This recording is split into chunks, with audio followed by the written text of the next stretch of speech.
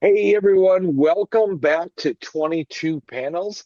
This is the podcast that aims to examine, explore, and elevate the medium of comics. I am the beard of comics, Tyler, and across the interwebs from me are Tad and Phil. Did you hear the thwips We there? Oh did. yeah, Those were those good thwips. maximum Okay, thwip okay, Good volume. okay. thwips. Great. Yes. Those Thwips are like coming. came out of the screen and into my face. It's two problems. One, these are new earbuds, and two, my beard is bigger than ever. And Enough And yeah, to and to and take that as and your nickname. and three, Zoom yeah, has pretty yep. It's pretty not just a good clever nickname. pretty good noise canceling. Yeah. Um so yeah. How's it Uh going? it's going. It's been a busy week, man. Hmm. I told you guys a little bit off the air, but I'm going to tell it again on the air because it's all comics related since Wednesday. Sure. Friend of the podcast will be returning guests soon to talk about this. Jim Terry spent the last week making a movie, or not the last week, last year making a movie that Hmm. screened in a theater in Chicago on Wednesday night, and I went down. Um, it's called Shank. Hmm. And the way I've been describing it to like everybody because like it's amazing and I want it to get wider distribution and or digital DVD. It feels like it should be a VHS, honestly. Um, which people who've listened to the last few interviews have heard me say a few times, but oh well, I don't have a lot of material. Um, but for you guys, it's like imagine Jim Jarmusch and Kevin Smith got together and made an action movie, but spent no money at all Hmm. with really good design and soundtrack. That's awesome. It's amazing. It's Yeah, amazing. yeah. I can't wait Um, to see it. Total labor of love. Again, I hope that a lot more people get to see it. I will continue Only championing it every opportunity I get. Um, let us know as soon as it's etc. playing anywhere other, than a theater in Chicago. Well, again, it was just one time. Right. Yeah. And just It's the not other even one showing. playing. Nah, It It played. played. it's like you schedule some kind of a release event. It's just your house. A little bit. Um, I mean, no budget, dude. Hmm. Oh But yeah. yeah, so I had that, and then Tyler knows how this happens. Sometimes I'll go from having a bunch of balls in the air where I've like given dates for like the next month or so, whatnot, and then they all say yes for the same week, same day, same time, and sometimes that time is like the next available time. So, um, on Monday, the last thing I was doing for the week was the Jim Terry movie. And then I wound up talking to David Walker, Joe Illidge, and Stephen Frank all on between Thursday and Friday. Yeah. I think I saw a few more emails come in than that. Yeah. So, So so it was like well, a other scheduling stuff got bonanza. booked, but Yeah. no, 6 hours of interviews Wow. between 2 days. Why do you do this to yourself? It just Um, happened. it, It it just just happened. it fell into place and like there were good reasons to get them all done in a timely manner. I suppose, yeah. Because one of them has an active Kickstarter, one of them has a Kickstarter about to launch, and the other one is in our FOC today. Um, What? so a couple of them I'd been talking to for longer than that, but it fell together Mhm. like this. it, it just happens sometimes. And like my spring break started yesterday, so it's like I had to power through a little bit of it because man, like coming home late on Wednesday night and then Ooh, woof. but particularly because as you guys know, I'd been sick at the beginning of the week, Oh yeah. you Mhm. know. Um so yeah, it was fun though. Uh and somewhere in the middle of that is when news dropped that Powers is getting the adult animation treatment at Netflix, which is also very exciting, with both Bendis and Oeming um, lined up to be a part of it, which makes it even more exciting. I love the implication that because Netflix was unsuccessful in their attempt to buy the DC universe, they had to go with their backup plan to buy the Powers universe. I mean, honestly, if I have to choose between the two, I'd take the Powers universe. Oh yeah, Yeah. I don't think it's they own the certainly Powers cleaner. universe. I think they just get to Right. to make the TV show. Yeah. But yeah, I'm I'm excited excited. about this. Yep. Less exciting news that you guys have read more about. You guys were the ones that tipped me to this. So who wants to take the next point here? Well, yeah, I just heard, unfortunately, while scrolling the internet, that Sam Keith, creator of the Max and co-creator of Sandman, has passed away, unfortunately, at the age of 63, I believe. So so That's not so that old. so not old, but not young. So there's Yeah, absolutely a legend of a creator in the comic scene. A lot of people sharing nothing but nice stories about him and strangeness. Apparently, he was an off-the-wall dude, which is what you'd expect from, right, someone who created the Max, right. for sure. But It's no, relatively new, so we may have more on it next week as there's some more collected remembrance pieces, etc. Um, yeah, but this was yeah, just today that I heard. what kind of week has it been? Oh God. Been a crazy week.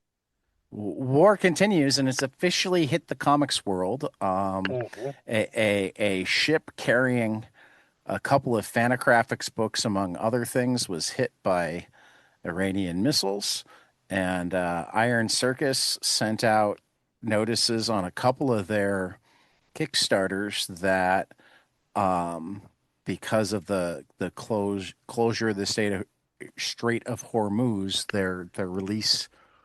their shipping dates are going to wind up being pushed back. On books that are otherwise done, they're just not stateside yet. So yeah, that's the world. That's And awesome. and and Yeah, also, It's awesome. Tyler, you telling me something about Banksy? Yeah, so it was reported this week that Banksy, there's a man that's been accused of being Banksy. what's I And that? mean, Who's Banks. I mean, is it real? Because like a couple, well, this is not the first time that there's been. this Everybody particular, thinks they know Banksy. Who's I reporting this? uh, well, I've been out of it. I initially saw it on Good Morning America, and then I went and looked at it on other sites. So you're Uh-oh. rolling your. I went and looked at it. at other This, sites? Good yeah, Morning America wasn't trustworthy enough for you? no, I mean, is Who it are they good? Is saying this Good guy Morning? I is? forget. Is Good Morning America ABC or CBS? I think it's ABC. Okay, then I, it's still I, trustworthy. uh, okay, but the point is this gentleman has been suspected of being Banksy in the past. So it really wasn't surprising when his name got brought up again. But Yeah. So who yeah, is he?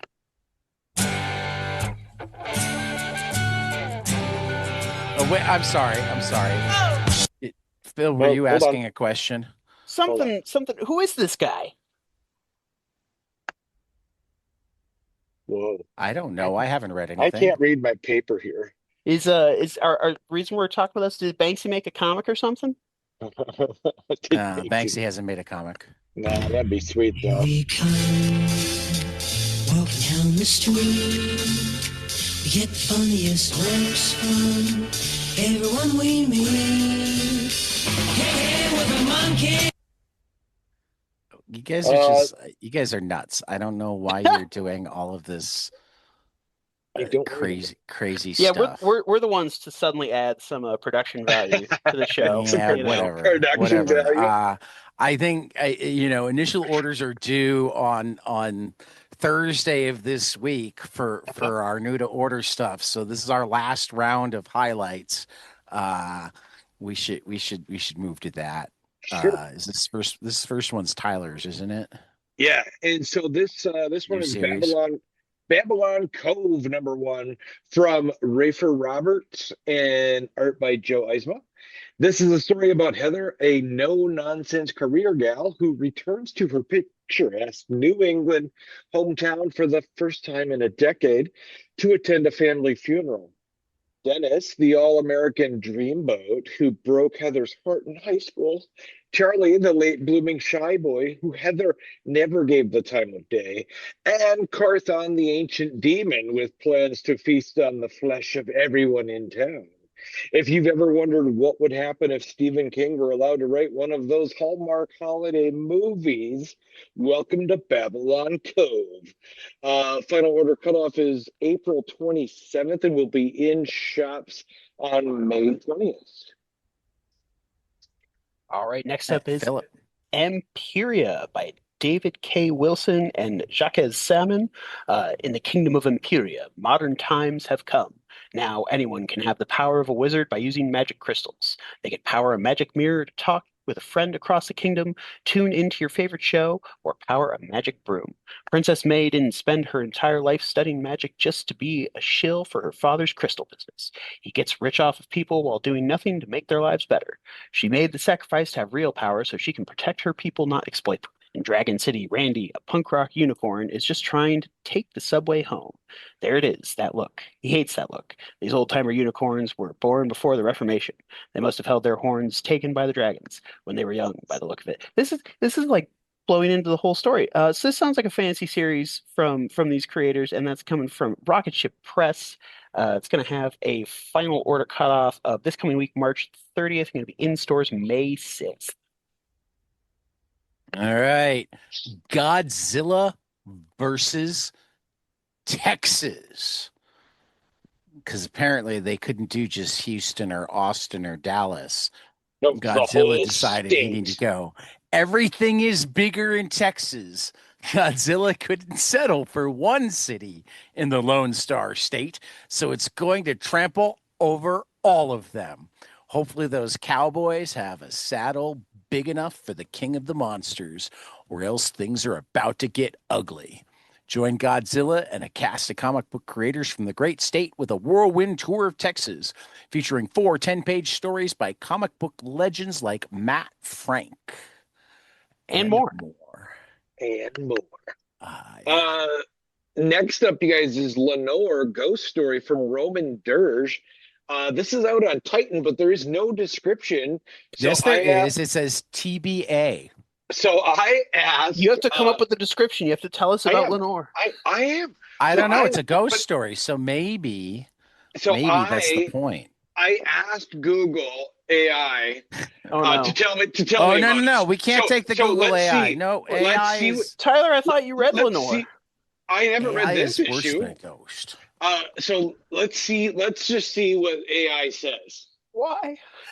Why? Okay, the issue centers on Lenore and her usual crew, Pootie, Ragamuffin, and Taxidermy. Are those actually crew members? Did AI get that part right? We're speculating. Yep. Okay, they are real. Attempting a relaxing camping trip.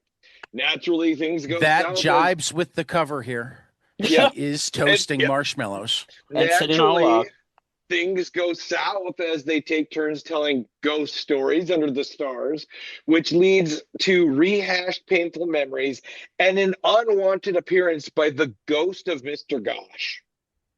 So yeah, those are all characters. Is that the ghost of Mr. Gosh on the cover? Yeah, that is Mr. Gosh. Yep. Okay. So I can see how they got everything from the cover except for south. Yeah. How do they know that they went south? They could have gone east by northeast. But we don't see the other characters that they mentioned, though. So Pootie, Ragamuffin, and Taxidermy are not on the cover. That's true. That's true. Just Lenore. But it's fair to assume that if she was going to go camping, that's who she'd go camping with, isn't it? Possibly, yeah. Probably. I mean, I suppose it would be hilarious if it turns out that this is the issue where she makes new friends.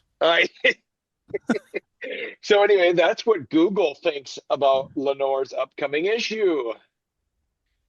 All right. I am not reading from Google AI about Megalith, the Olympus Saga, #1.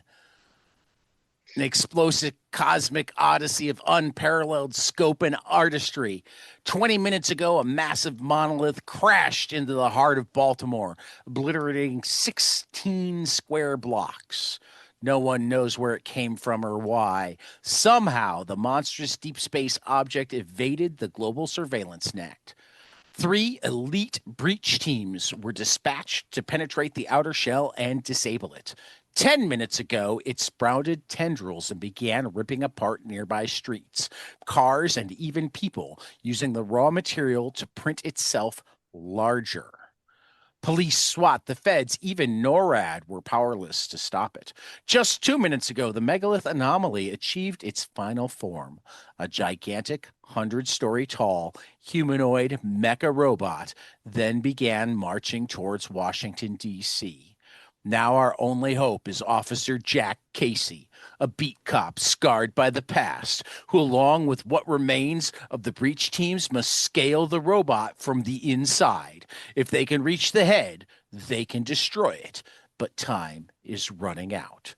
The government has scrambled a nuclear response, and the world has just learned that a second, bigger monolith is about to impact Earth. This is from Matt Kint and Louis LaRosa at Bad Idea. Final order cutoff is April 13th and in stores on May 13th. All right, next up, another book from Bad Idea. We've got Warbird #0 from Derek Kolstad, Robert Venditti, and Jesse Lonergan, and covers by Frank Quitely. From the minds of blockbuster screenwriters, blah, blah, blah, comes a white-knuckle globe-spanning action spy thrill ride. Cole is a repo man of the highest caliber, repossessing heavily guarded mega yachts from billionaires, private planes from captains of industry, and everything in between. If it's got an engine, he can drive it, ride it, or fly it straight out from under the nose of an army of guards. But now he's handed the job of a lifetime, the impossible job, one that will bring him face to face with the highest stakes. The Russians have stolen aeronautical military secrets from China, France, Germany, the UK, and the US to Frankenstein together the ultimate bleeding edge next gen fighter jet, the Warbird. There only there are only 3 of them in existence. They're a force of absolute nature, 1.4 billion apiece, dominating every global hotspot from Syria to Ukraine. And Cole's been hired to steal one and destroy the other 2. His fee, 10%. Cool 140 million. But this isn't a repossession job. This is outright theft. And failure doesn't mean jail time and fines. It means a bullet in the back of the head. That's going to be a final order cutoff of this coming week, March 30th, in stores April 29th, once again from Bad Idea.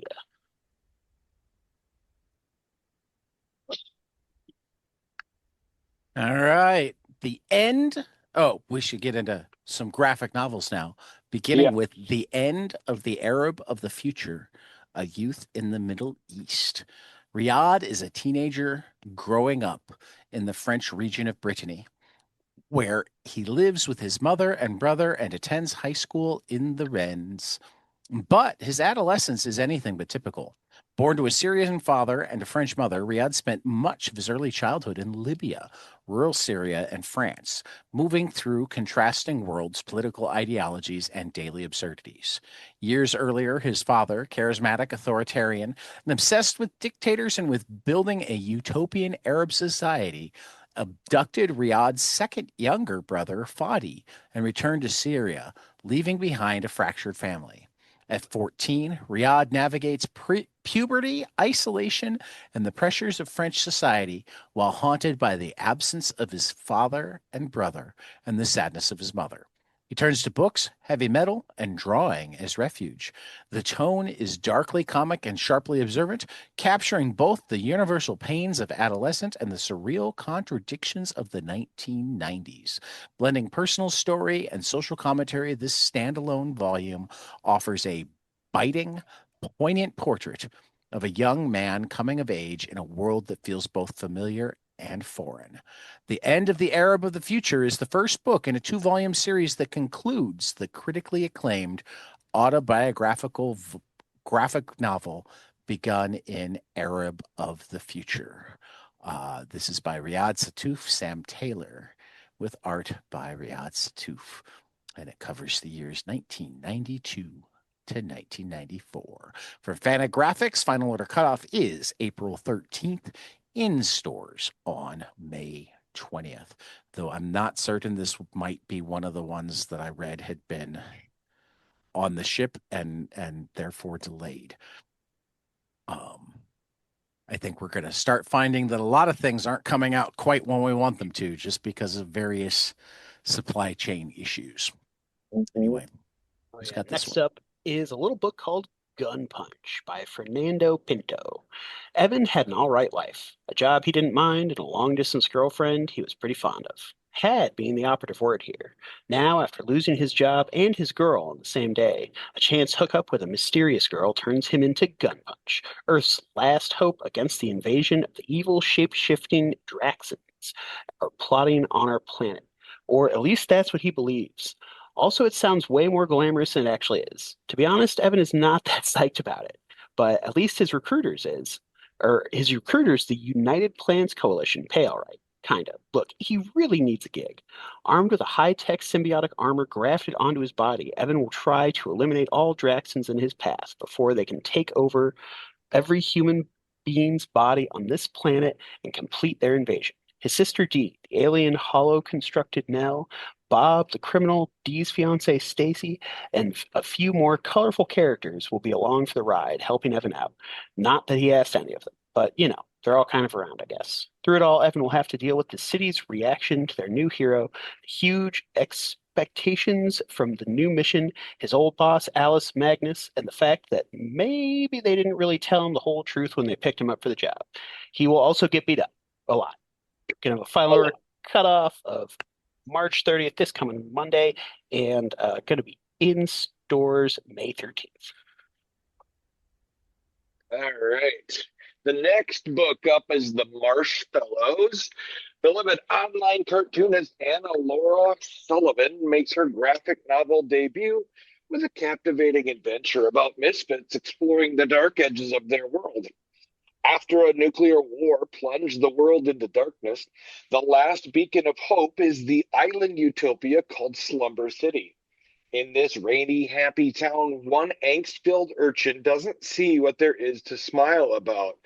But after being taken in by the elderly Marvin and Pearl, Urchin is pulled into their quest to solve the dark, damp riddles lurking outside Slumber City and uncover the plans of its mysterious mayor. The final order cutoff for this is going to be April 13th. Will be in shops May 19th.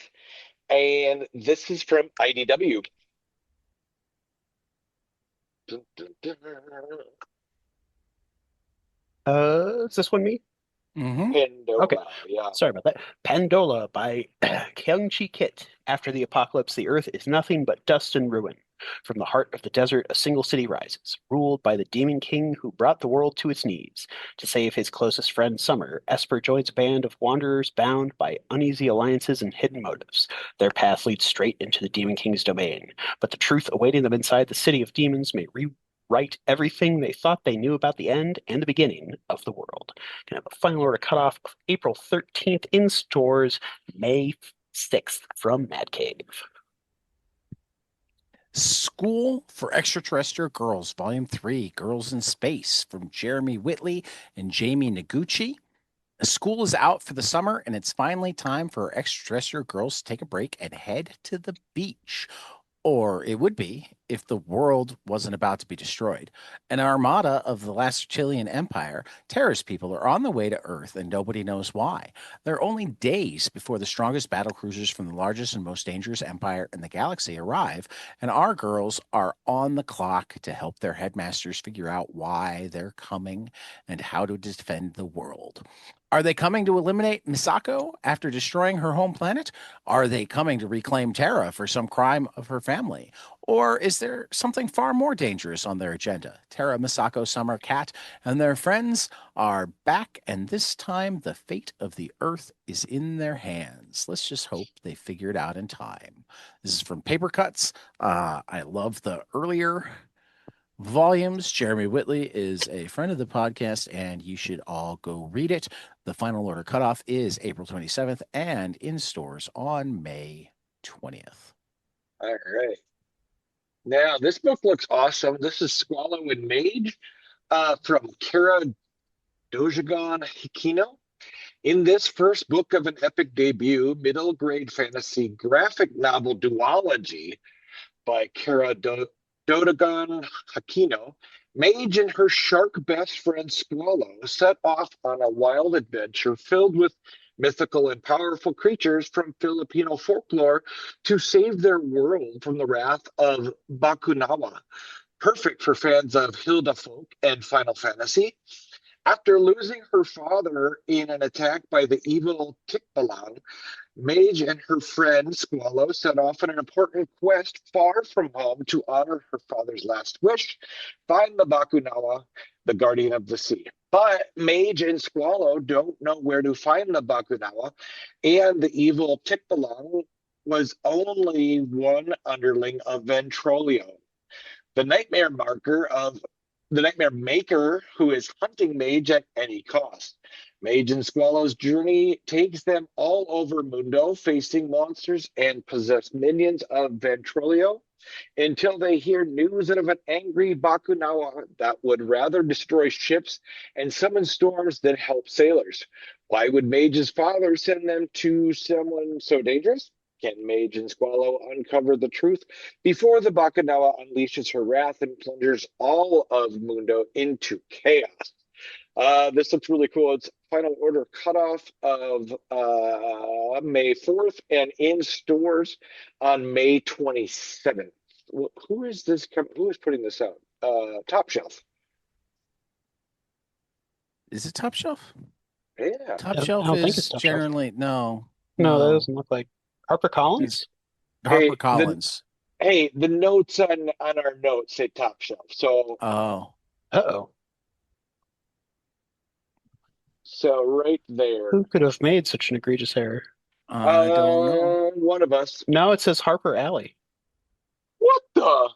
No, it says Top Shelf on our Yeah. document is what he's saying, and it does. Yeah. I'm looking at it.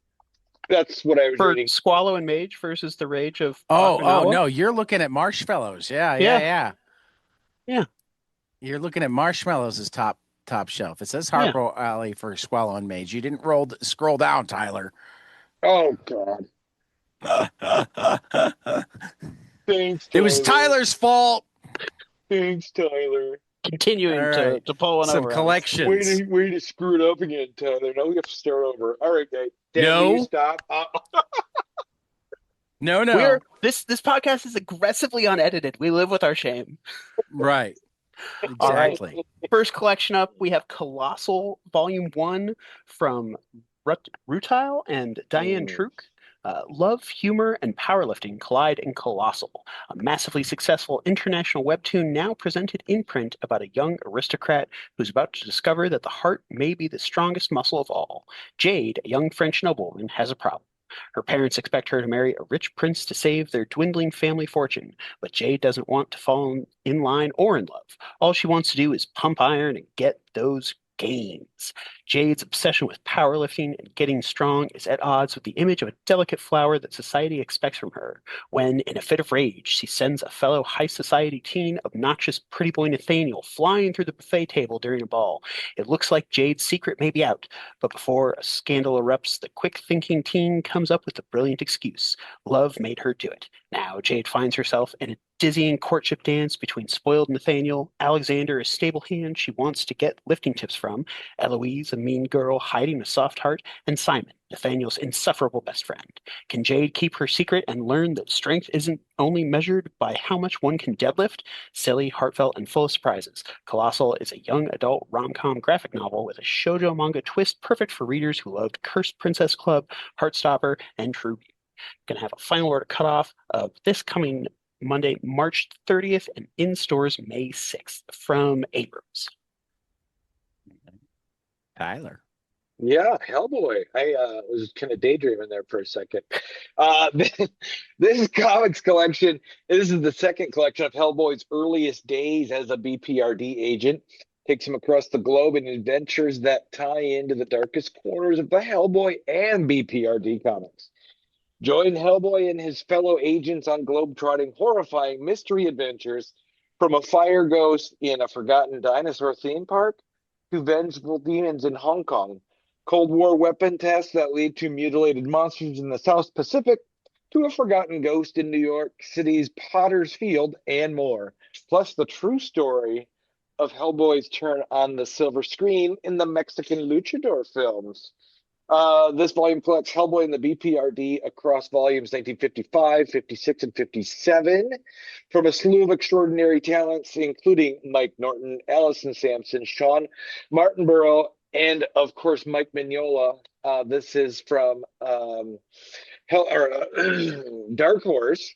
The final order cutoff will be April 13th and in shops July 14th. All righty. Finally, we have Powers 25, Volume 1. We may have mentioned that we like Powers. Yeah. I like Powers at least. I I think like everybody Powers. else likes Powers. Powers is so good. Powers is I one of haven't the read it yet, but I've heard it's good. longest haven't- really? running independent comics in history. And to celebrate the 20th anniversary landmark. Todd Twen- McFarlane would argue with you about that. Spawn, I think, claims that record. Well, this just says one of. Okay, it not says the- one of. Okay. I thought he was trying to say it's Spawn the isn't longest the running. only longest running. And like independent comic. neither one of them are as long as Love and Rockets or Usagi Yojimbo. I'm just saying that's what Todd McFarlane has recently claimed. Is Todd McFarlane paying you right now, Tyler? Yes, he is. Yeah, he and Eric Larson did, like fight over who has the longest running superhero comic. I get it. Whatever. All right, A I want to fun, interrupt again. dangerous adult look at a world of heroes through the eyes of Special Homicide Officer Detective Cutter and her brand new partner in the first power to ever make Powers Division, Mobius Moon. Under the watchful eyes of legendary captains Dina Pilgrim and Anki Sunrise, the new detectives are running through a minefield of all new dangers. A new unsolvable Powers murder has Cutter and Mooner questioning everything about the world and their place in it.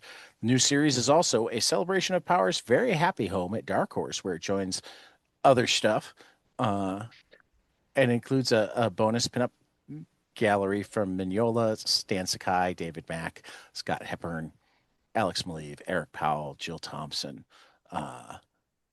along with Powers 25. The entire classic Powers comic series is available as several omnibuses now from Dark Horse Comics and Jinx World. So yes, go get your Powers. Get your Powers, I say. Final order cutoff is on April 6th, and it will be in stores on July 7th. So, speaking of final order cutoffs, and just because we should remind people from time to time who don't know the lingo, final order cutoff is the day by which you need to tell your comic shop, please order me a copy. After that, they can try, but they're no longer guaranteed to be able to get it for you. You guys, I'm always playing with fire. I put in my order like a day before the final order cutoff. Yeah, but you could still adjust it up till the cutoff. Yeah, that's true. But after that, I really should give myself more time than that in case I hear about something Oh, else yeah, that I yeah, should yeah, have yeah. ordered. Yeah. Tad, can I read down the list? I was going to ask you to. I mean, Okay. I might toss in some comments here or there, but I was Okay. going to ask you to. For Monday, March 30th, get these in before then. Ape from Rich Tommaso from Image, June Oh, this looks so 17th. cool. That's coming out. Yep. Cal Exit Say Goodbye to Hollywood from Matteo Pizzolo and C. Granda from Black Mask on April 29th. Crawl Space from Violet Kitchen. That's coming out from Booligan Press on May 6th. Doom 2099, Rage of Doom from Frank Thierry and Von Randall and Poonjian Yoon from Marvel on April 29th. Everglide from, looks like Carlos Gonzalez, putting out from Floating World on June 24th. From Parts Unknown by Adriano Arianjanello and Daniel Kovel, Jordan and JP Jordan from Pesto Comics, April 29th. G.I. Joe Real American Hero. Is it supposed to be Triple S? Silent Missions? Like a snake. Copperhead? Silent. Silent Missions. Copperhead. Okay. That's from Howard Porter, Romulo Fajardo Jr. from Image on April 22nd. Headlopper, that's one of my favorite right now. Stuff. Headlopper from Andrew McLean from Image on April 22nd. Innards from Rob Guillory, Sam Lotfi from Ignition Press on May 6th. In Your Skin from Aditya Bidikar so from Image on April 22nd. I'm getting that one. Looks really good. Does it? Does. Yeah, it looks awesome. Okay. I love it when letterers take up their pens and make words. Yeah. In Phantoms from Jim Bishop's coming up from Oni on April 22nd. The New History of the DC Universe, the Dakota Incident, will be the second printing. Now, from creator... this is where I'll jump in really quick, and then I'll have you go ahead. We don't often like plug second printings, but it has been, let me actually pull it up and I'll plug the site. There is now a site called DCSoWhite.com, which keeps track of how long it's been since there was a ongoing comic book in the mainline universe, mainline continuity of DC, headed by a black character. And right now, the last issue in the mainline DC universe, headlined by a black character, was I Am Batman number 18, published on February 14th, 2023, or 1,132 days ago. Okay. Damn, I could have sworn this is despite the fact that limited. Yeah, Cyborg. I was going to say Cyborg has Milestone. Yeah.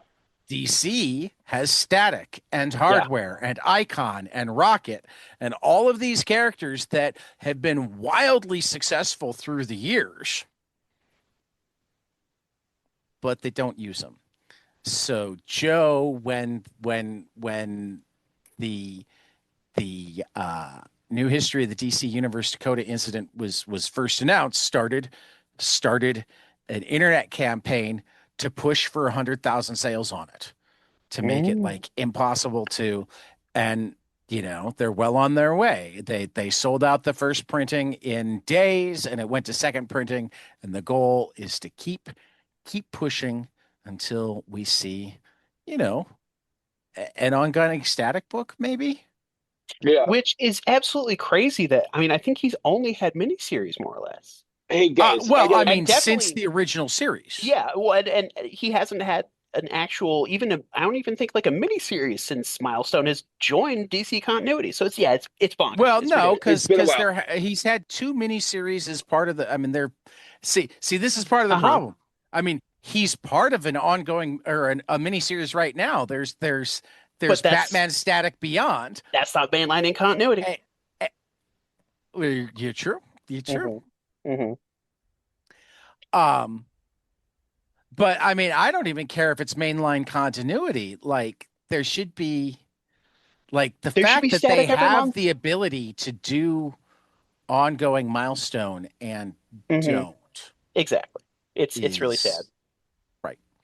And for So I that matter, just which is the one of their cartoons? I mean, frankly, the cartoon that was arguably the most successful after Batman the Animated Series that is not streaming anywhere. You have to buy What? the seasons on Amazon is Well, that's some Static bullshit. Shock. That is, I Yeah. love Static Shock. That is, I swear it was on somewhere at one point, Briefly. but yeah.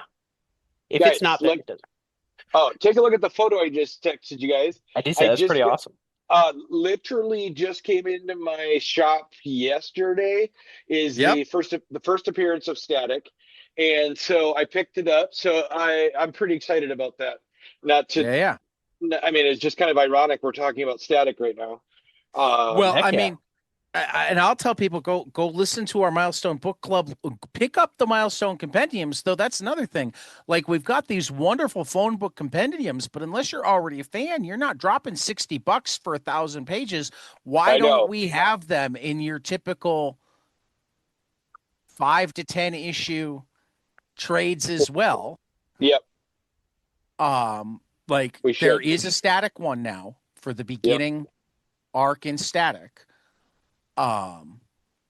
But like, every once in a while when we're doing the Milestone Book Club, we will take a look at what else came out the month of whatever we're reading. And it's like, holy fuck, these were the best comics on the shelf at the time. Like, not even close. Like, maybe there's a Vertigo title or two that's in the same quality league, Wow. right? That's amazing.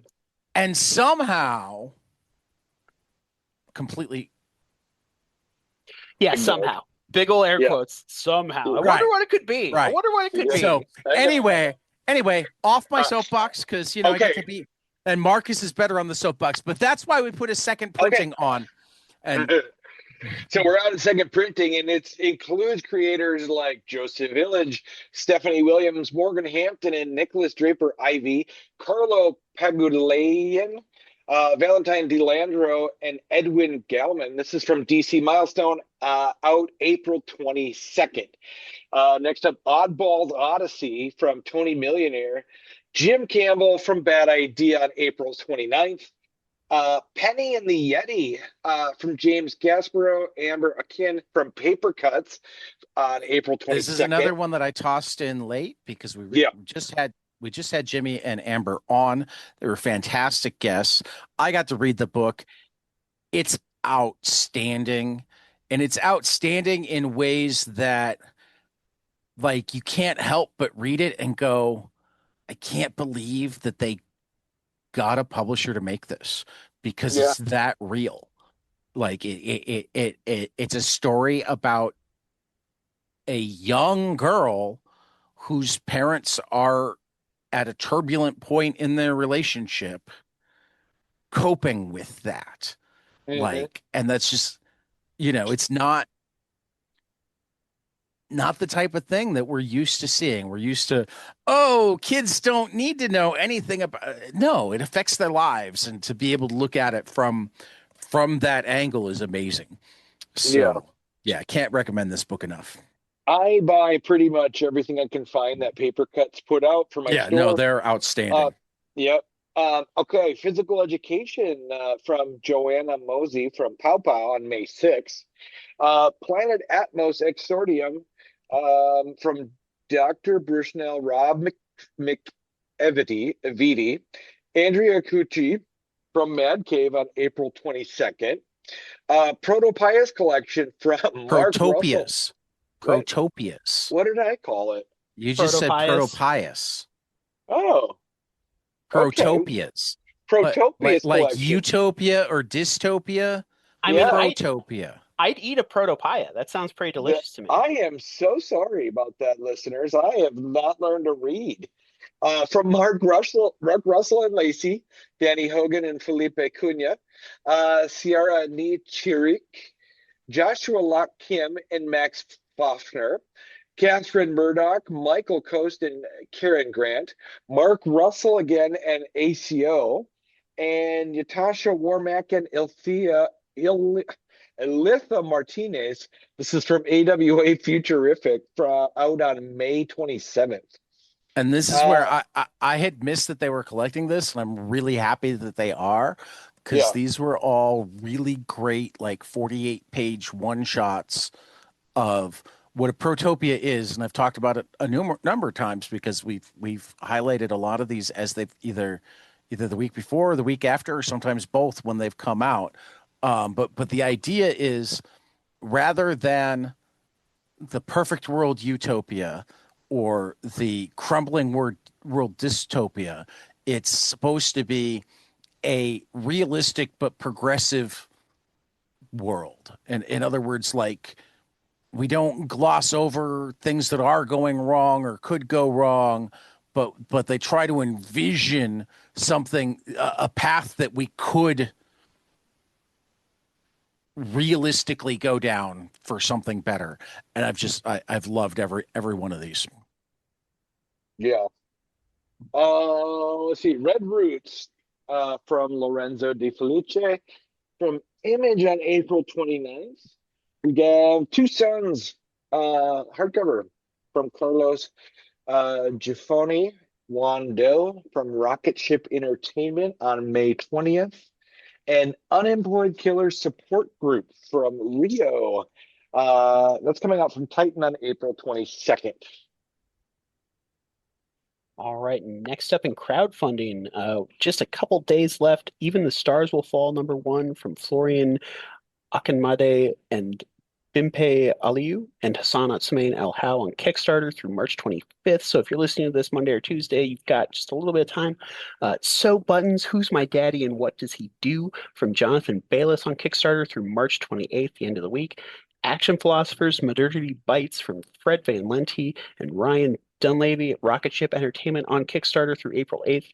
Junji Ito's In Old Records, a horror drama on vinyl. That is audio performance of Junji Ito stories from Ryan Cady, Poppy 00 Enterprises on Kickstarter through April 11th. The Monster of Blackenstein, not to be confused with Blackenstein, by David F. Walker and Marcelo Di Chiara on Kickstarter through April 13th. Dan Dare, First Contact by Alex. Really quick, and you're going to tell them to go listen to our talk with Alex DeCampi as well, and you should. But listen, I spent 2.5 hours with David Walker on Thursday night, and oh my God, was it amazing! So, like, go listen to that now. Okay, you're back. Absolutely. And we're back. And we're back with Dan Dare, First Contact by Alex DeCampi and Mark Lamming with B7 Comics on Kickstarter through April 22nd. We talked to her. Now go listen to the couple hours that we spent with Alex DeCampi. And that was a fun time. Yeah. Okay. Yeah. They're back again. Absolutely. Then there is Business as Usual, 64-page novella by Mark Bouchard, Shelby Criswell. Going to be some eco-punk comedy workplace drama. It's like a dark comedy about our modern situation. It's very fascinating. On Kickstarter, launching Monday, March 23rd. So by the time you're listening to this, you can go ahead and support it. Same with Hollowed Probably. Ground. I might get it up tonight. We'll see. Might get up tonight. Okay. I've been getting them up on Monday more often lately, so that's fair. Yeah. Same thing with Hollowed Ground, edited by Michelle Abinator. Gonna have stories from Anthony Oliveria and Ian McEwen, Anas Abdulhaq and Heather Vaughn, Megan Camarena and Vash Taylor, MK Traham, JP Jordan and Len Gogo, Abby Frisco and Chris Ho, Richard Fairgray, a solo story by Chloe Stosky, story from Brent Fisher and Teslin Bergen, one from Meachams and Duna Holler, one from Chloe Brailsford, who also does really fantastic covers, so it'll be great to see her writing a story. Lydia Monette and Dominette, one from previously mentioned Michelle Abinator and Jessica Fong. That's coming from Deathline Comics on Kickstarter, launching March 23rd. So by the time you're listening to this, you should be able to support it. And then last but certainly not least, Stephen Frank's Complete Palomino. Stephen Frank's Complete Palomino. I have been hearing you talk about him only for a couple years now since Howard Chaykin turned you on to him. So I should know it's Stefan Frank by now for Well, his. well, and I remember it all the time because I try to ask people how to pronounce their names. And when Mhm. I asked and I guessed, I said, "Is it Stephen Frank?" And he's like, "Actually, it's Stefan Frank." Stefan Frank. Nice. Yeah, that is funny. So That's a good one. I'd managed to mess them both up. There you go. But the complete Palomino, all 6 volumes from Dark Planet Comics on Kickstarter. That one is launching soon. But since Tad was talking to him recently, we are highlighting it. Get it on your radar. Get ready. Well, more importantly, go to Kickstarter and click that notify upon launch. That helps them win the algorithm, that sort of thing. And Mhm. by the time you by the time you are listening to this, there will be a 2-hour conversation with me and Stefan up as well. I mean, to be honest, and this is no offense to Joe, the hour with Joe was great too. But like the 5 hours I spent talking to David Walker and Stefan Frank over the last 2 days have just been like so rejuvenating. Nice. That's good to hear. So rejuvenating. Good. So yeah, I hope that people enjoy listening to them as much as I enjoyed recording them. I'll jump in for the humble bundles. The Indie Comics United Super Bundle of awesome stuff, $18 for 60 items for the Comic Book Legal Defense Fund, was extended again. So it's available through March 26th, as is the Love and Rockets and More, the Collected Hernandez Brothers from Fantagraphics. $18 for 57 items for the ACLU is through March 26th as well. EC Resurrection Bundle, $18 for 39 issues. Those are issues. Comic Book Legal Defense Fund through March 31st. The Art of Alex Ross, George Perez, and More from Dynamite Entertainment. A large collection of art books, $18 for 35 items for the Comic Book Legal Defense Fund through April 2nd. And added this week, we have the Best of Joe Hill at IDW. $18 for 15 items, but those 15 items include all the volumes of Lock and Key. So that alone makes it worth the money. This Yeah, is it's for a the good Book series. Industry Charitable Foundation through April 9th. So we're only like an hour in, and we're to amazing books. A lot of hype. I was just gonna say, guys, can we go a little faster? Absolutely not. I'm I want to trying. go eat. No. Me too. Me too. Okay. So 3 amazing books this week. It Yeah. was hard, even though I didn't get to as many of the books as I wanted to, Hey, which is probably the only reason why Kyle Starks didn't make the list, because I he was gonna had say 3 books that I 3 know I'm going to freaking love books, all of man. them, but I've only read one of them so far. Wrestle Heist. It better have been Wrestle Heist. Wrestle Heist is the one that I read. Did you read That was Wrestle the Heist? Yeah, that was the best out of the 3. I read all Did 3. you notice our friends of the podcast? Yeah, Did you see Patrick and Dal from Challengers and Wrestle Heist I did. as the I did. as the ringside announcers? I loved it. Yeah. Weren't they in the previous issue too? I don't remember. I could have sworn the Challengers was mentioned before. Well, like Patrick is one of the guy, or I think both of them even, but certainly Patrick is in the back, answering all of each issue has the wrestling questions that they survey Yeah. their group. So he's in every issue back there, but Okay. this time they were drawn in. If they That's were drawn awesome. in the last time, it didn't jump at me the way it did this time. Yeah. So good. But yeah, no, it was a good week in comics, but I had all that stuff I was talking about having done in the last few days, and managing to cram in all the reading I wanted to do along with it So was your not. number 1 is in my pile. It hasn't been So read good. yet. So sell me on it. I love picked it up Caitlin based on the Yarsky. cover. Yeah, I love Caitlin Yarsky, so it was going to get read relatively quickly. So Dead Teenagers number 1 from Jude Ellison, S. Doyle, and Caitlin Yarsky. I don't even know completely how to sell it yet, except that like it seems like they're in like every teenage horror, like scenario number blah blah blah, and they'll go through stuff, and there's always the one that survives, and no matter what happens. And she's even thinking, oh, I don't know what's going to happen next, but I'm always the one that survives, and it sucks. And so they go through a bunch of those scenarios, but then something goes different, and that's kind of where we're left. And yeah, I know. yeah. I'm excited to read it. Caitlin's art is always amazing, and Yes. this is a teaser issue 1. I can't tell you much about the series yet. I don't know much about the series yet, except that the setup is like this group of teenagers know that they're living out all of these, that they've done this before. So, like the hows and the whys are still kind of to be determined. Um, the plot thickened in Night City #2. God, this was so good. Matt Kint and David Lapham from Dark Horse Flux House. And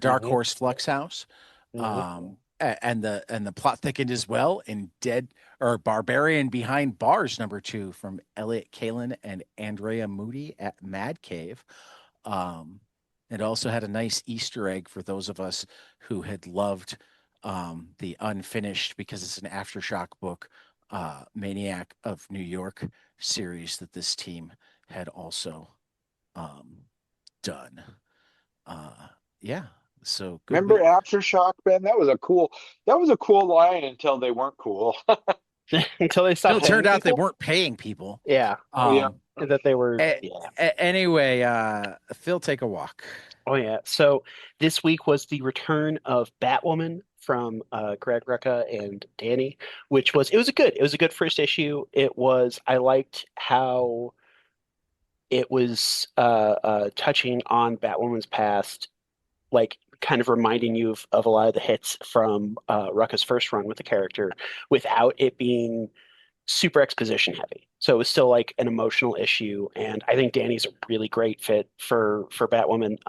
I put in the note, I'm ready to get hurt again, just because this is now the third Batwoman series that I'll be jumping on that I'll reading, and the first two did not get satisfying conclusions. So I'm really hoping that this time, Rucka gets to tell all the story he wants to. In terms, I mean, my minor criticism on it is I haven't read his other Batwoman stuff, and I felt it while I was reading it. You felt that you hadn't read it before? Yeah, that's fair, because like the character. I don't think it, and like a lot of times when that's true, by the end of issue 2, you don't have to have read anything before. Because it's just like a lot of the times it's not as much that you need to have read the stuff before, as much as because there's stuff before, they're giving a slow burn start rather than jumping you in and giving you lots of information. Here I felt like there was a lot of information that didn't tie together in a way that I understood yet. If that makes sense. Yeah, it definitely does. It's one I would highly recommend. And I liked it. That's just what kept it out of. I could understand that. We should do that. I feel like that is a great responsibility, that if you're going to be reading this, to touching on at least elegy, because that's the thing, is that that's pretty much the entirety of the character Alice, her sister, is going on with. So really great stuff. But then I've been rewatching a few anime series from that I haven't seen in years. Paranoia Agent from Satoshi Kon it's so funny how when I saw it for the first time when I was 14, it was easily the most fucked up thing I'd ever seen. And now it was kind of like, okay, yeah, there's definitely disturbing stuff here, but I've certainly grown a lot. It didn't warp my mind in the same sort of way. In that regard, I'm also rewatching Neon Genesis Evangelion for the first time since I was 14, and that has been absolutely astounding. Some of the best mecha action, and I've just hit the point to where the series is going off the rails and getting weird. So that's what I've been up to, along with check in on our old One Piece race. I've now hit up to 60 chapters of Blue Period.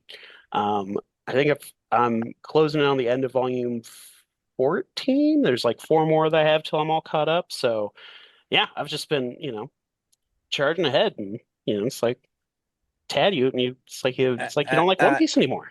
I really, really, really wanted for this to be the month or the week that was not becalmed, Mhm. but that it just didn't happen. Didn't happen. I'm still becalmed. Um it's spring break, so maybe, but I've scheduled myself a pretty busy spring break, so I don't want to make promises. Are you Tyler, going the on a? fact that Are I'm you? not trying to keep up with you anymore, definitely has been uh, I mean, really, I think that if you want to get me going, Phil, you need to start reading One Piece. Or I Poison. should start back Start up. chasing me, then Yeah. then I'll be motivated. um, um, I mean, and at least I mean, you still. I thought the motivation was still you want to be caught up by the time it's over. I mean, that is a motivation. but it's not Um, working. It's not It's not enough. that enough. is a motivation.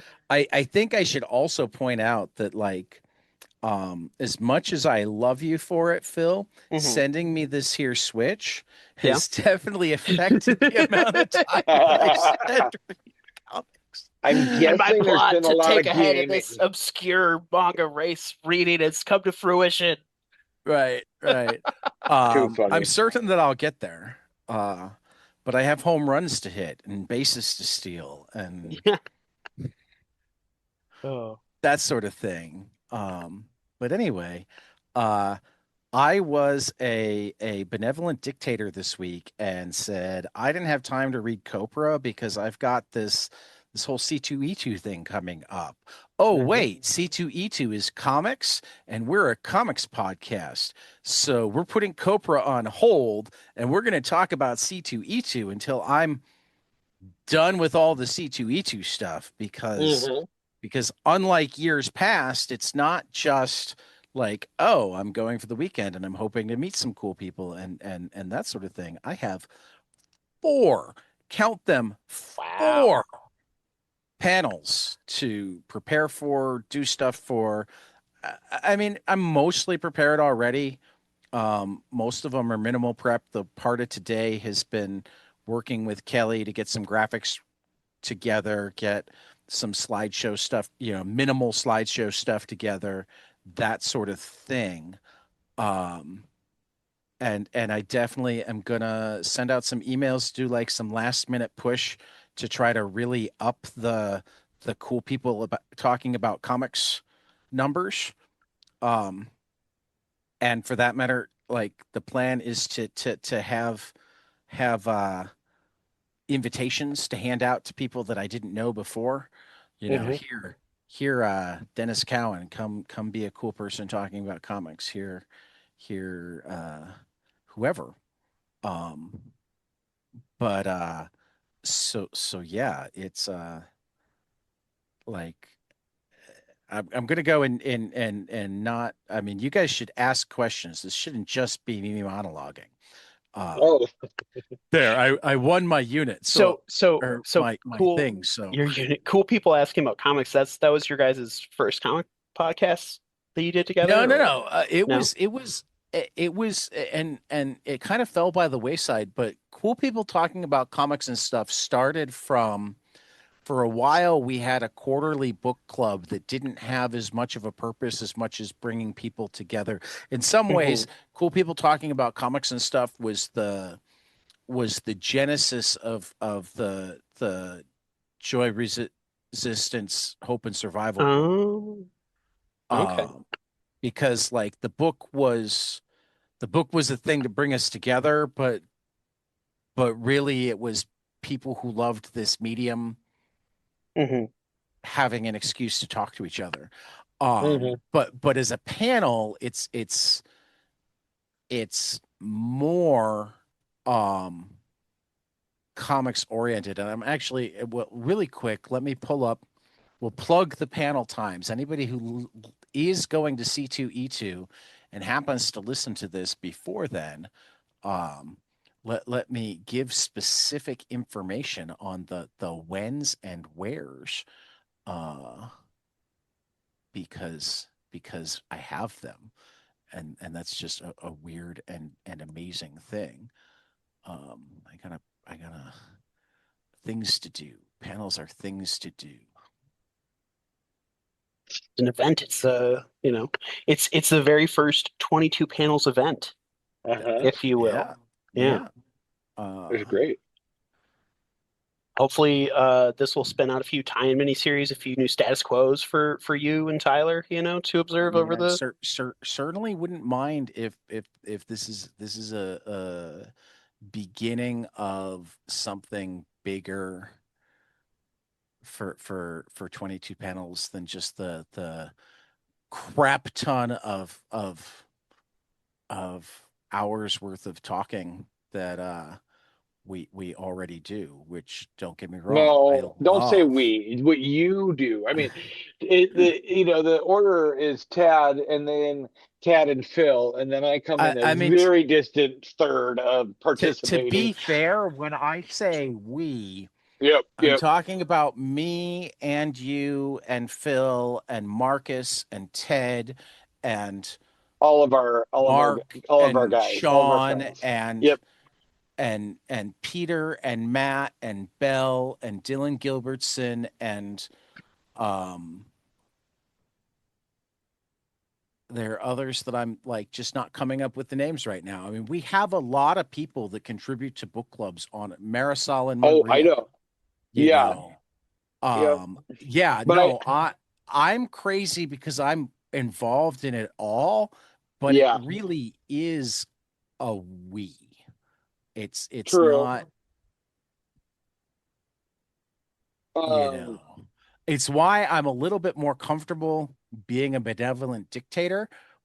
Um, Even though, and it took me a while because like it's hard for me not to think about it as your podcast, because you're the one that had the podcast before and you're the one that you still feel that way? not as much, but I find myself sometimes thinking about um I find myself sometimes thinking about uh I remember the first really deep dive that Pearl Jam did with Rolling Stone, Okay. where they admitted that they almost broke up during the no code time.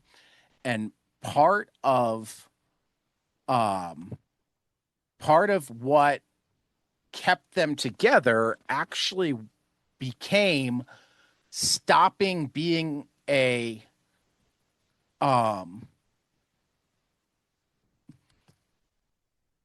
stopping being a democracy, Okay. um and like acknowledging that even though he was the last to the band, But it was other than Eddie's whatever band. Right. drummer they had going, Yeah. um the band was Eddie's band. Eddie had the most visibility. Eddie had to deal with the most fallout. The other guys could be relatively anonymous. Eddie had like hardcore stalkers. Yep. Um, I know your cat's popular on this podcast, but I didn't know he had gotten some stalkers by now. Oh. Um, yeah, you so know, so like it's taken me a while to go, oh, I do put in way more effort. I have way more at stake right now outside of my head. When people think about interacting with 22 panels, they think about interacting with me. And therefore, like, I do need to occasionally assert myself and say, no, this is what we're doing today because this is what I can do today. Or, Yeah. no, that's not how we do this or that thing, you know. Um, so like what I mean, and from I hope my I've been kind. I think I've done that second one more with Phil than I have with you, and I hope I always do it kindly because I never mean to come off as, but every once in a while when I see something that's not done the way that I'd want to do it, before I can even think about how bad it is, it's just like, ooh, I would never do that. And just, ah. So what from my perspective, it was pretty evident right away that you wanted to do uh more content for the podcast than I would ever have time for. Do you know what I mean? Right. And so I just didn't really mind not taking the reins. You know what I mean? I was like, okay, that's cool. Because that's, I just didn't have time for that. So All uh, right. I, I, that's I how finally have, I saw things. I finally have managed to find my Friday panel. So Okay. the first 22 panel will be the road to the reader, publisher to distributor to comic shop. And Yes. I have a couple of publishers in C. Spike Trotman of Iron Circus Comics and Mike Kennedy of Magnetic Comics to go along with Patrick Brower from Wrestle Heist fame and Wrestle Heist fame slash Challengers Comics and Conversation, and Taylor Crowell Merker is the distribution or director of operations at Lunar Distribution. From there, I actually have two on Saturday, and happily for me, there will be time in between them to, I think, run and go see the West Wing panel. Martin Sheen and Dule Hill are doing a West Wing panel. I kind of want to go. I haven't even looked at most of the panels because it's like, I don't know if I'm going to go to panels that aren't mine this year because I got to do my panels and I'd like to spend some time in Artist Alley. But at Oh, I forgot to give us a room number on that last one. So let's go back to the Road to the Reader is Friday at 1:30 p.m. in room S402A. Yeah, you're gonna need a map to match that up too, unless you're like an expert navigating your way around McCormick Place. I am relatively expert Okay. in like the C2 area, but also all of my panels are in 401, 402, or 403. So they're in Okay. rooms right next to each other. That's not And bad. I know where those rooms are. Nice. Yeah, I've only been there once, but I don't seem to remember, Tad, that you and I had any issues. No, not really. Yeah. Actually, the hardest part is I don't know where the main stage is, and the main stage is where the West Wing panel is. So if I want to go to the West Wing panel, I got to be able to figure it out because Saturday, March 28th at 12:15, I was so much older then. I'm younger than that now, from indie darlings to bestsellers. I'm going to talk to Jeffrey Brown and Lucy Nisley, a couple of Chicago area creators that started out doing sometimes really awkward autobio comics and now do kids books and have kids. And it's like, I'm interested to hear that journey. I'm interested to hear if their kids have seen any of their older stuff or when they'll be ready for that. I'm interested to hear, like, what would the punk making comics in their 20s and working the SPX cake, small con circuit think of the fact that, you have bestsellers for kids now, like bestsellers, like Jeffrey's done Star Wars and the Hulk for kids, not Marvel. I mean, Marvel, Star Wars and the Hulk, but not like issues, like the kids version. He wrote Hulk Teach. Yep.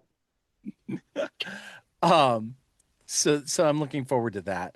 The next one that I have on Saturday that one was in 402A. The next one I have on Saturday in 401D at 4:30. I have so much more than Wednesday superheroes. Independent creators provide depth and breadth to the medium.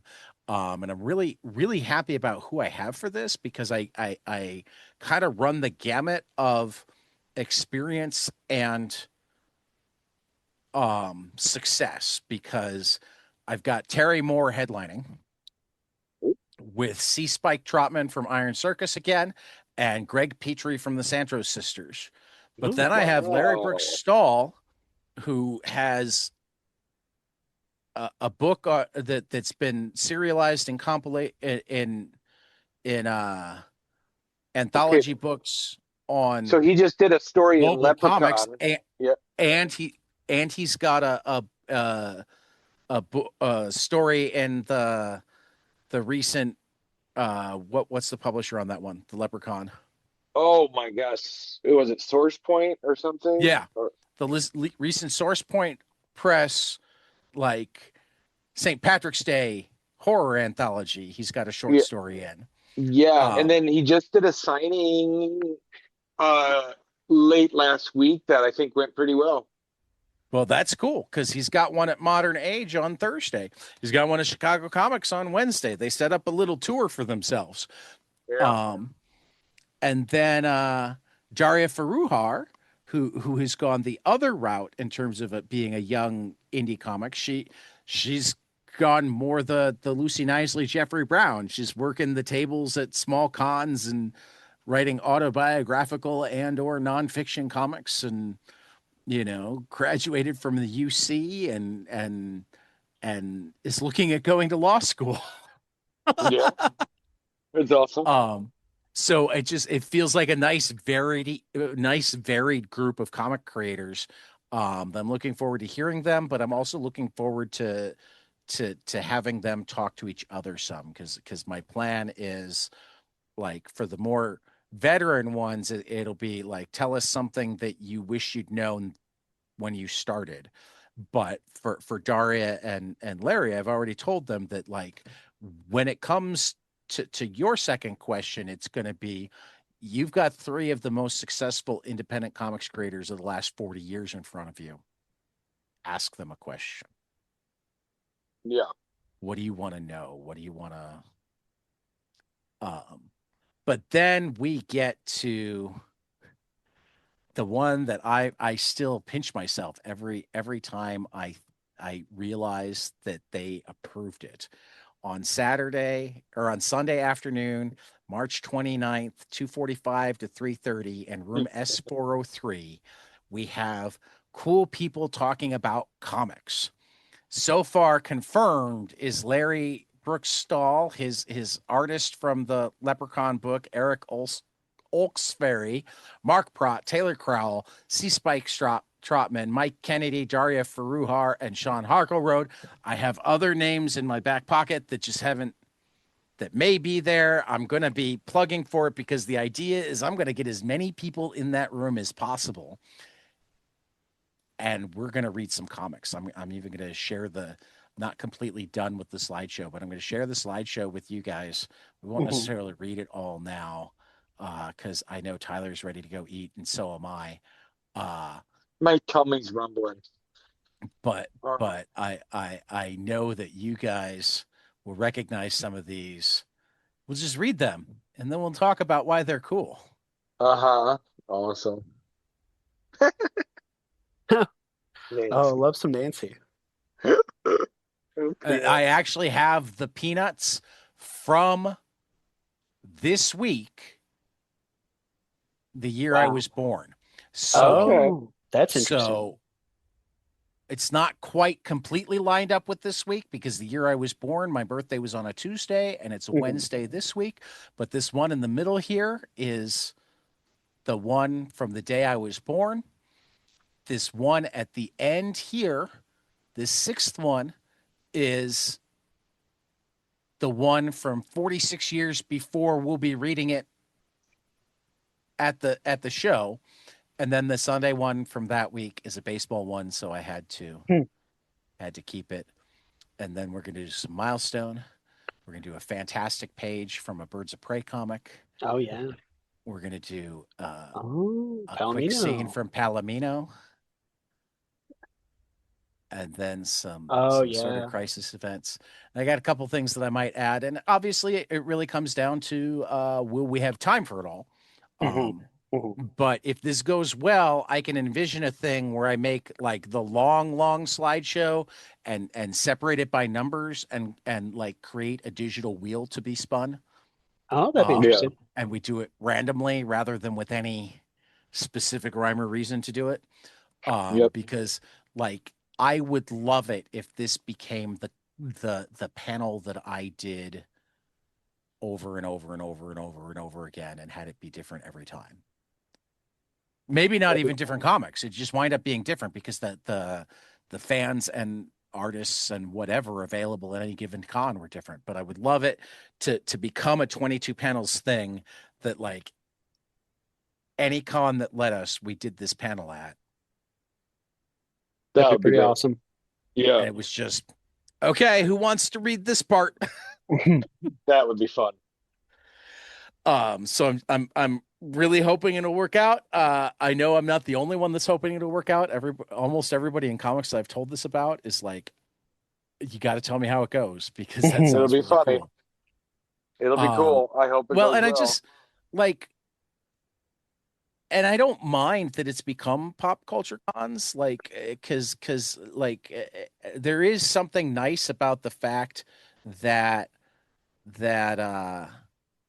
comics are now mainstreamed, at least in that, oh well, I'm really into movies, and being into comics isn't that different from being really into movie. You know what I mean? Yeah. Yep. We don't get beat up as often, I guess, is what I'm saying. That is good to hear. Yeah. But I like the idea of in the middle of this big pop culture con event having 45 minutes that are like hardcore dedicated to comics themselves and why they're awesome. Yeah, that is good. So I'm hoping it works out. That's cool. Hoping it works out. Anybody else have anything to say about C2E2? Oh, I did get a No. hotel room, so I'm not going to be doing crazy driving.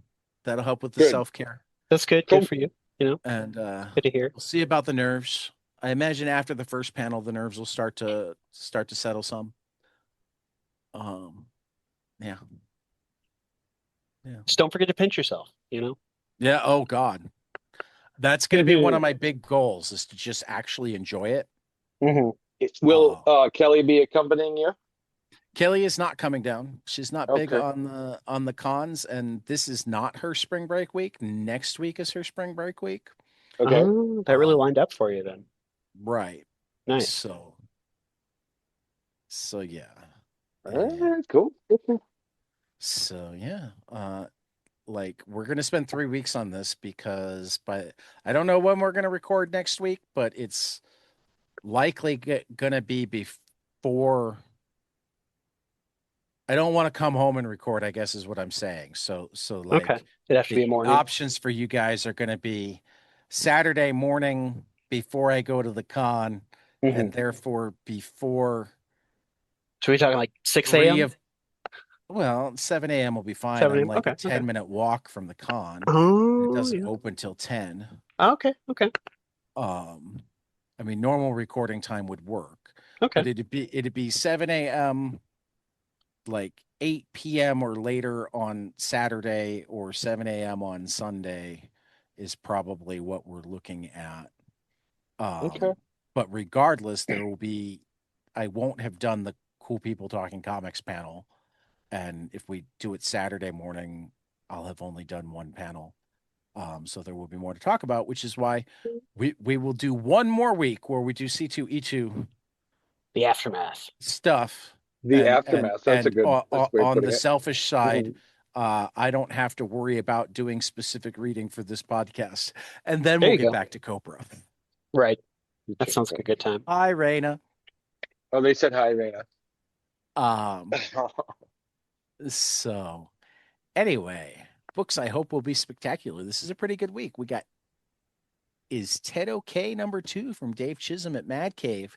Every time I see that cover of the first one, because it's sitting in my nightstand upstairs, issue 1, my brain goes, "Is Tad okay?" And now seriously, if and we've had Dave Chisholm on, and I email with him more, and I need to have him back on again. If I ever manage to see him personally, or I might even ask him to just do it for me and send it. I want Yep. one where he That's- draws over the E to make it an A. Yeah, That'd be fun. that would be sweet. I am looking forward to issue 2. 2 out of your 3 are. Yeah, Tyler, we just lost you. Oh, Did your ear? I assume he was going to say ones He that said he was 2 looking out of the forward to. 3. I imagine he wasn't. I imagine there was going to be positives. Yeah. We still can't hear you. Uh-oh. Uh-oh. Nope. Can't hear you. If this is a bit, it's not funny anymore. Okay, it's maybe a little funny still. It's just a blip. We caught you just a blip, like one syllable. Can you hear me now? No, I can't hear you now. I'm going to keep can hear going us, while though. Tyler's working on it. Is Ted okay? Number 2. Absolute Martian Manhunter number 10 from Dennis Camp and Javier Rodriguez. Javier Rodriguez will be at C2E2. I'm very much looking forward to seeing him and meeting him. Also at C2E2 is Chris Condon, which is awesome because I got a Peril of the Brutal Dark poster when they took it down at the shop. So Oh, that's very what I'm cool. having him sign this time. Can you hear me now? Yeah, I can. there Great. you are. Okay, so I could hear you guys the whole time. And what I said is 2 I out knew of your you. 3 are in my box already at the store. And I also have that Peril of the Brutal Dark poster, and Yeah. it is awesome. It's hanging up It- in my shop, but It is totally awesome, which is why next to the Bleeding Hearts one. That one came out the same week. which is why I fully intend. That's what I'm going to have Chris sign for me this year. Nice. So yeah, good week in comics. There's some interesting trades. There's some more. We got Absolute Wonder Woman. We've got Carbon Red Claw. We've got Department of Truth, Feral, Minor Arcana, Miss Just a Truesdale, few- and the Rise of just Man. a few And- good things. yeah, there's that Superman Spider-Man book coming out this week. Did you? But actually, really quick, I am pissed off about something. Why? I have been looking forward to getting Daredevil #1 on my birthday for like 5 months now. Uh-oh. And they moved And it got bumped. They moved it to April 1st, Those which jerks. also means that I How can't could have they? Stephanie Phillips sign it for me at the con. That's a double whammy. Well, and talk about an April Fool's pullover, you know. Yeah. Oh, if it turns out that there's no Daredevil. brr. It sucks. So, Phil, what's your trade waiter? My trade waiter pick this week is a little book called The Power Fantasy. This is volume 3 is coming out, The End of History, by good old Kieran Gillen, Casper Wingard, Clayton Cowles, and Coles. Ryan Coles. That's what I get. So I get an off week. I decided I needed to back Clayton Coles, and Ryan Hughes, Image Comics. If you are waiting for this trade, you have more patience than me. This has been one of my favorite series this year. It's absolutely fantastic. Yeah, real great. I can't wait until I imagine the first 3 volumes are going to be in one big hardcover. That makes sense to me. So I really hope so. Fingers crossed. There, I helped you out, Phil. Thank you. You know, honestly, it's because of I don't have, it's the stage fright where I see the W and it looks like Cowl if the E and L were flipped, but it's Coles. Yeah. You just reframe it. Thank you. Yeah. All right. Well, I'm gonna suggest we get a roll in. That's your job, dude. We're not gonna eat dinner together? It's not a am I going hungry tonight? I'm having leftover pizza. I'm also having pizza. I'm tonight. having new pizza. So this is where frozen pizza. I don't know if you've noticed when you listen to any of the ones I do without you, I don't always tell people when I'm ending it. I just end it. You don't have to talk to us. You can say the words. Right, but I like full transparency, right? Just like there we go. I don't want full transparency. I don't like you keep your clothes on, man. Keep them on. I don't want to see through them. Am I wrecking I like the that the beard is there. I- this So is that's what he means by he's the beard of comics. Yep. Um, Yep. I will also say I am actually really happy to find out that we are all about to eat pizza. Is it Yeah, this one. pepperoni? Pepperoni? Yeah, actually. Pepperoni? Yes, Probably. actually. Probably. Yep. Oh, look at that. Yep. All right, guys. This has been fun, and we'll catch you guys after the next page. See ya. Pepperoni. And now, the next page, brought to you by The Nexus Vault, your new home for comics, cards, and collectibles in Southwest Minnesota. Located at 109 East Main Street in Laverne, the Nexus Vault is where longtime fans and new readers alike can dive into comics, trading cards, toys, and all things geek culture. Whether you're chasing key issues, building a deck, or just looking for a place that gets fandom, the Nexus Vault has you covered. You can reach the shop at 507-858-8914. You can email us at the Nexus Vault Laverne. That's the Nexus Vault, LUVERNE at gmail.com. Or you can check us out online at thenexusvault.com. and also Modern Age Comics, 2214 East Algonquin Road, Algonquin, Illinois, 60102. The new shop of Psycho Comicology. Come and pick up your comics, pick up your geek stuff. Just talk comics. I might be there. Who knows? Reach the store at 847-409-6295 or check out modernagereader.com. This month's catalog highlights have an initial order due date of March 26th and will reach stores beginning in May. New comic series, Absolute Catwoman #1 from Jay Grayson, Scott Snyder, and Bengal at DC. Final order cutoff of May 18th, in stores June 10th. Absolute Green Arrow #1 from Pornsack, Pichetshote, and Rafael Albuquerque at DC. Final order cutoff of April 27th, in stores May 20th. Ape #1, a one-shot from Rich Tommaso at Floating World. Final order cutoff March 30th, in stores June 17th. Babylon Cove #1 from Rafer Roberts, Joe Eisma at Mad Cave. Final order cutoff April 27th, in stores May 20th. Bad Thoughts #1 from Andy Parks and Dave Wachter at Ignition Press. Final order cutoff April 20th, in stores May 27th. Barbara Gordon Breakout #1 from Mariko Tamaki and Amanke Nahuelpan at DC Comics. Final order cutoff is April 20th, in stores May 13th.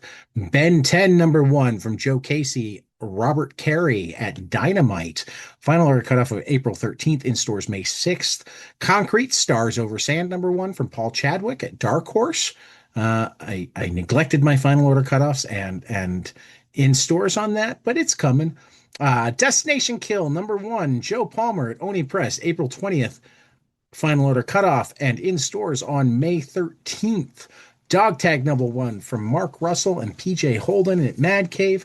Final order cutoff is April 13th, in stores May 6th. Imperia #1 from David K. Wilson and Jacques Salmon at Rocket Ship Entertainment. Final order cutoff March 30th, in stores May 6th. Fall of the House of Slaughter #1 from Tate Bromble and Adriano Turtolici at Boom Studios. Final order cutoff March 23rd, in stores May 6th. Godzilla vs. America Texas from Matt Frank and various other artists at IDW. Final order cutoff is April 6th, in stores May 13th. Hank Howard Pizza Detective, A Slice of Life #1 from Robert Venditti and David Lapham from Bad Idea Comics, in stores May 6th with a final order cutoff of April 6th. Hellboy and the BPRD, The Monster of Nivola, one shot from Mike Mignola, Christopher Golden, and Danielle Serra at Dark Horse. Final order cutoff May 18th, in stores June 24th. Hellboy in Love, Obsidian #1 from Mike Mignola, Christopher Golden, and Alex Nieto at Dark Horse. Final order cutoff May 11th, in stores June 17th. If Destruction Be Our Lot from Matthew Rosenberg, Mark Elijah Rosenberg, Andy McDonald, and Francesco Segala at Image Comics. Final order cutoff April 13th, in stores May 6th. Innards #1 from Sam Lofty and Rob Guillory. At Ignition Press, final order cutoff March 30th, in stores May 6th. JLA Avengers #1 Facsimile Edition from Kurt Busiek and George Perez at Marvel/DC. Final order cutoff of April 20th, in stores May 27th. Lenore, a Ghost Story one-shot from Roman Durge at Titan. Final order cutoff April 20th, in stores May 13th. The Life and Death of Lucas Dreamwalker from #1 from R.L. Stein and Francesco Francavilla. Boom Studios. Final order cutoff April 13th, in stores May 27th. The Matron #1 from David Bowles and Drew Edwards with art from Monica Gallagher and Harry Saxon. IPI Comics. Final order cutoff April 27th, in stores May 27th. Megalith, the Olympus Saga #1 from Matt Kint and Louis LaRosa. Bad Idea, final order cutoff April 13th, in stores May 13th. Monsters in Love, a Pride Anthology one-shot from Tate Bromble, James Tynion IV, Isaac Goodhart, and V. Gagnon. From Dark Horse, final order cutoff May 18th and in stores June 24th. Odin #1 from James Tynion IV, Marguerite Bennett, Letitia Kedenichi, and Jordi Belair at Image. Final order cutoff April 27th, in stores May 20th. Of the Earth #1 from Chris Condon, Andrew Eric, and Charlie Adler at Image Comics. Final order cutoff is April 27th, in stores May 20th. Only the Savage Are Left Alive #1 from Zach Kaplan, Stefano Raphael at Dark Horse, in store, or final order cutoff April 27th, in stores June 3rd. Seven Wives #1 from Zoe Tunnel and V. Gagnon at IDW. Final order cutoff at April 13th, in stores May 20th. She Spawn #1 from Gail Simone Ig Guara at Image. Final order cutoff April 13th, in stores May 6th. Showdown #1 from Dave Wilgotch and Tad Galusha at Ignition Press. Final order cutoff is April 6th, in stores May 13th. Skate Ali from #1 from Sam Humphries, Kelly Sue DeConnick, and Natasha Bustos from Dark Horse Comics. Final order cutoff May 4th, in stores June 10th. Star Wars Rogue One, Cassian Andor #1 from Benjamin Percy and David Marquez at Marvel. Final order cutoff April 6th, in stores May 6th. Superman, Father of Tomorrow by Kenny Porter and Danny Earls. DC Comics, final order cutoff May 4th, in stores May 27th.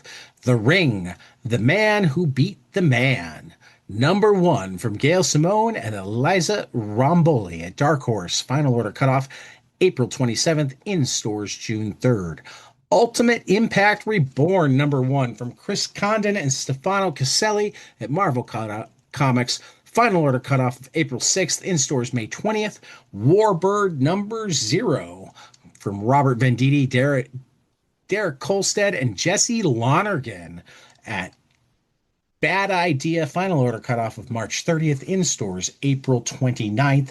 And Zorro #1 from Howard Chaykin and Jorge Fornes, Alien Books. Final order cutoff April 13th, in stores May 20th. Upcoming graphic novels: Adrift on a Painted Sea from Tim Bird and Sue Bird at Avery Hill. Final order cutoff April 6th, in stores May 6th. Apocalyptic Horseplay from Elliot Boardman at Rocket Ship. Final order cutoff March 30th, in stores May 27th.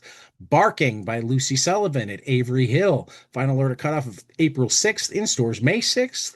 The Beast, Volume 1 by Zidru and Frank Pay from Oni Magnetic. Final order cutoff April 20th, in stores May 13th. Charity and Sylvia by Tilly Walden at Drawn and Quarterly. Final order cutoff April 6th, in stores June 17th. The Children of Light by Gene Pliers at New York Review Comics. Final order cutoff April 13th, in stores June 23rd. Crawl Space by Violet Kitchen at Boulagan Press. Final order cutoff March 30th, in stores May 6th.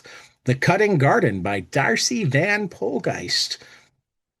Aaron Connolly at Image Comics. Final order cutoff April 20th, in stores September 2nd. Dogs on Dates by Luke Healy at Drawn and Quarterly. Final order cutoff April 20th, in stores June 24th. The End of the Arab of the Future, Volume 1 from Riyadh's Toof. Sam Taylor at Fanagraphics, final order cutoff April 13th, in stores May 20th. Everglide by Carlos Gonzalez at Floating World, final order cutoff March 30th, in stores June 24th. Gun Punch by Fernando Pinto at Rocket Ship Entertainment, final order cutoff March 30th, in stores May 13th. Hana and Taru, The Forest Giants from Leo Schilling and Mato, Oni Magnetic, final order cutoff April 20th, in stores May 13th. Landing in Place, Shireen Hamdi, Mira Elmir Kokila at final order cutoff of April 20th, in stores May 19th.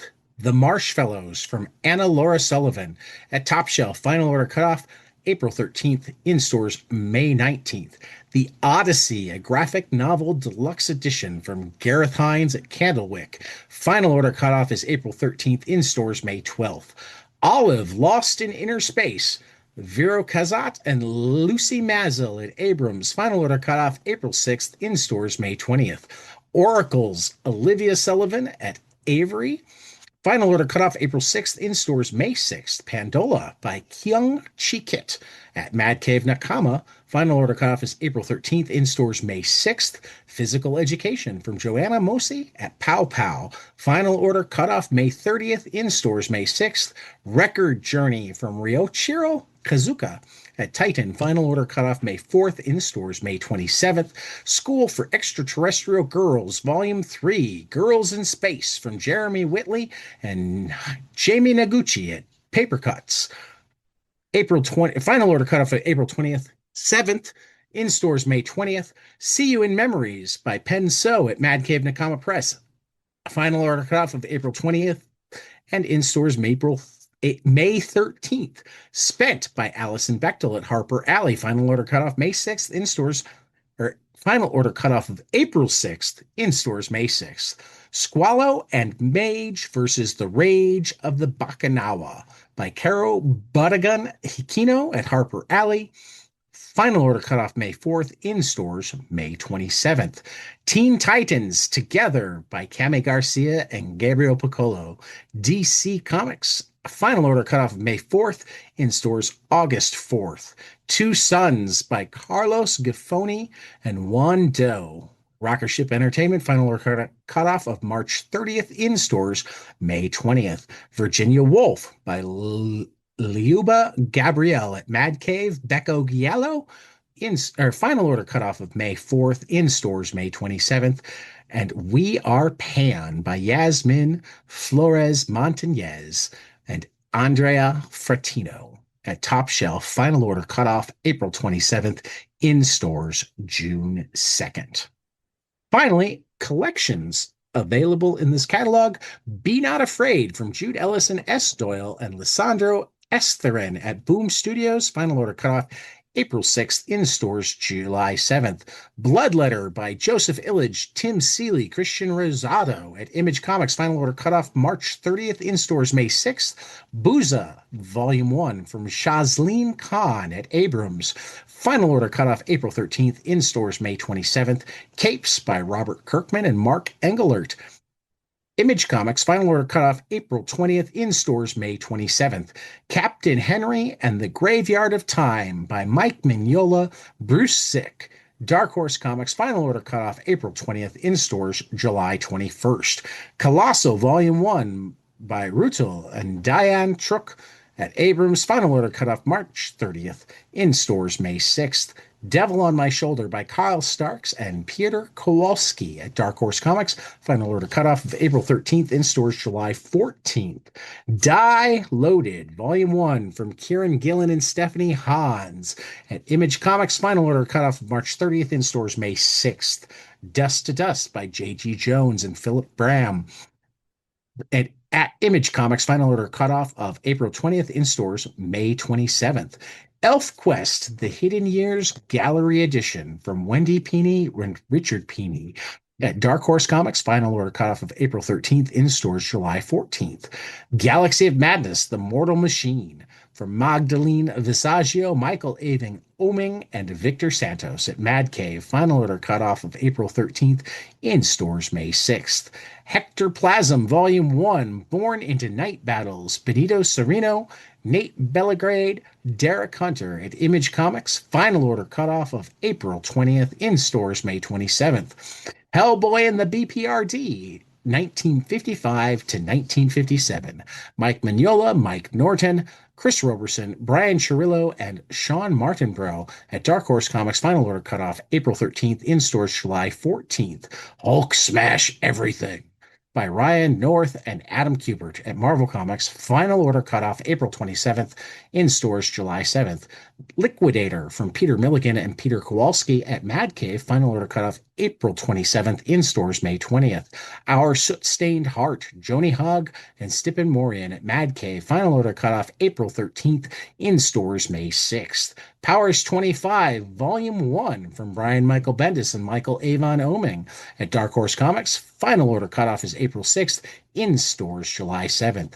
Star Trek Red Shirts from Christopher Cantwell and Megan Levins at IDW. Final order cutoff of April 6th, in stores May 12th. Tank Girl Motherload Slipcase Set from Alan Martin, Warwick Johnson Cadwell, Jim Mahfood, Rufus Dayglow, and Ashley Wood at Titan. Final order cutoff April 20th, in stores May 13th. Toxic Avenger Volume 3, Toxic Goes to Washington by Matt Bors and Fred Harper at Ahoy Comics. Final order cutoff of April 27th, and in stores August 19th. And Where Does the Rainbow End from Francesco Perillo and Stefano Carticelli at Mad Cave. Final order cutoff April 20th, and in stores May 13th.